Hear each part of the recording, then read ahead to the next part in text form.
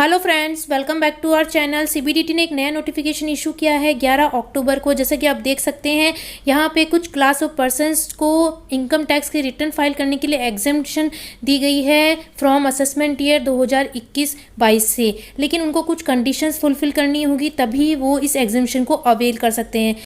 आज इस वीडियो में हम यही डिस्कस करने वाले हैं कि किन किन क्लास ऑफ पर्सन्स के लिए आईटीआर फाइल करना एग्जेम्पशन मिल गई है उन्हें और क्या कंडीशंस हैं। तो डिटेल में हम देखेंगे, तो जानने के लिए वीडियो के लास्ट तक बने रहिए।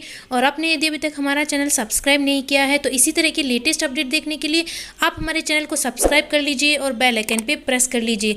आप बेल आइकन पे प्रेस करेंगे तभी मेरी वीडियोस का नोटिफिकेशन आपके पास आएगा और मैं इस नोटिफिकेशन को अपने टेलीग्राम चैनल पे शेयर कर दूंगी। आप वहाँ से डाउनलोड कर सकते हैं। मैंने मेरे टेलीग्राम चैनल का लिंक डिस्क्रिप्शन बॉक्स में डाल दिया है।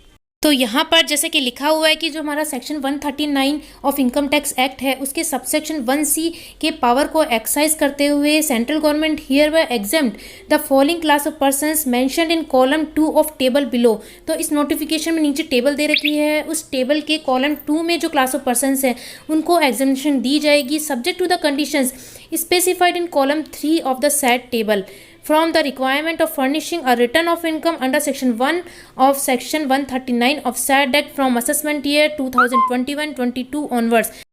तो असेसमेंट ईयर 2021-22 से सेक्शन 139 सबसेक्शन 1 में आपको आईटीआर फाइल करने की नीड नहीं है यदि आप ये कंडीशंस फुलफिल करते हैं।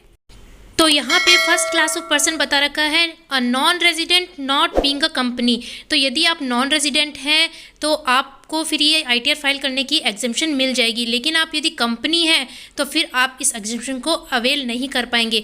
और सेकंड यहाँ बता रखा है अ फॉरेन कंपनी। तो फॉरेन कंपनी है और आप इस कंडीशंस को फुलफिल करते हैं तो आपको असेसमेंट ईयर 2021-22 से आईटीआर फाइल करने की कोई नीड नहीं है। अब हम कंडीशंस को देखते हैं। तो फर्स्ट कंडीशन यहाँ बता रखी है the said class of person does not earn any income in India during the previous year. तो ड्यूरिंग द प्रीवियस ईयर में आपने इंडिया में कोई इनकम अर्न नहीं हो other than the income from investment in the specified fund referred to in subclause I to clause C of explanation to clause 4D of section 10 of SAD Act। तो यदि जो clause 4D है उसके explanation में specified जो investment से income है उसके अलावा आपकी इंडिया में कोई अदर इनकम नहीं है तो फिर आपको ये आईटीआर फाइल करने की एग्जेम्पशन मिल जाएगी।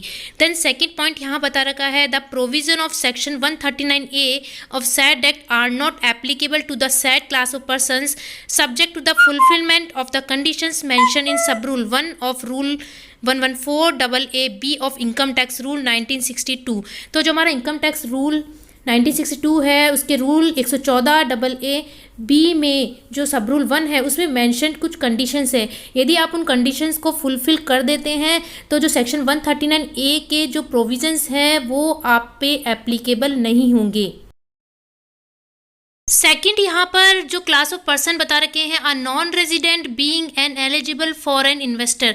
तो एक नॉन रेजिडेंट जो कि एलिजिबल फॉरेन इन्वेस्टर है तो वो भी अब आईटीआर उनको फाइल करने की नीड नहीं है फ्रॉम असेसमेंट ईयर 2021-22 से यदि वो ये कॉलम नंबर 3 में जो कंडीशंस दे रखी है उनको फुलफिल करते हैं। तो फर्स्ट कंडीशन है the said class of person during the previous year has made transaction only in capital asset refer to in clause 7AB of section 47 of the said act. तो जो हमारा इनकम टैक्स एक्ट का section 47 है उसमें जो clause 7AB है उसमें जो कैपिटल एसेट रेफर्ड है यदि आप उसमें कोई ट्रांजेक्शन आपने किया है which are listed on a recognised stock exchange located in any international financial service centre.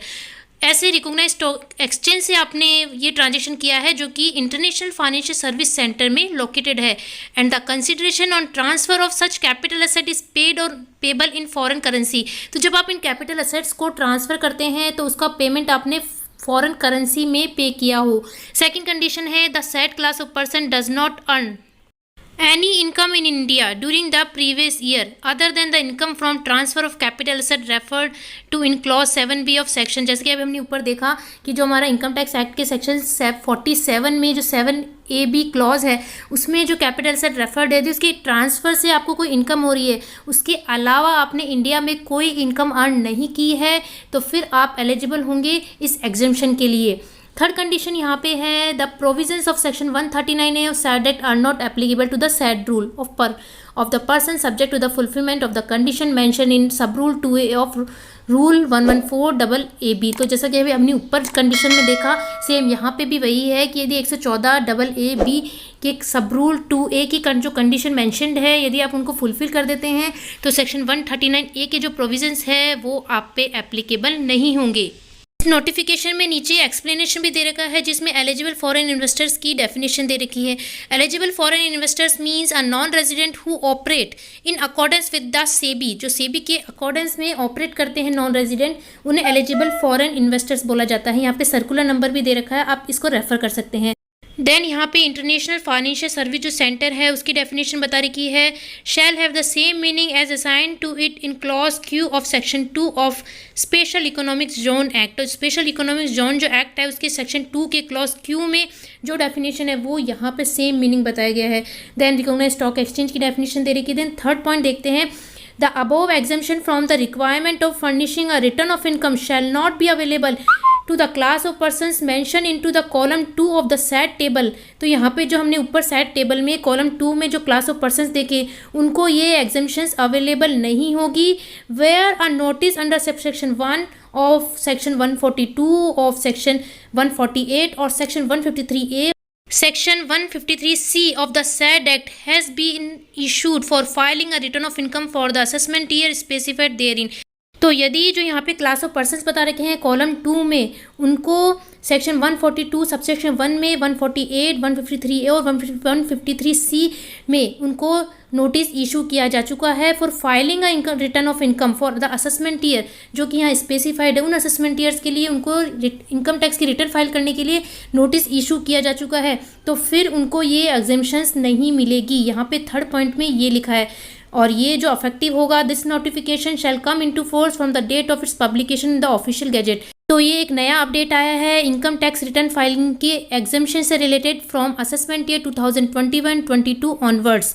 तो इसी तरह के लेटेस्ट अपडेट मैं आपके लिए लाती रहूँगी। आपने यदि अभी तक हमारा चैनल सब्सक्राइब नहीं किया है तो आप हमारे चैनल को सब्सक्राइब कर लीजिए और बेल आइकन पे प्रेस कर लीजिए, और आप मेरा टेलीग्राम चैनल ज्वाइन कर सकते हैं। मैंने इस नोटिफिकेशन को टेलीग्राम चैनल पर शेयर कर दिया है, आप मेरा टेलीग्राम चैनल का लिंक डिस्क्रिप्शन बॉक्स में देख सकते हैं।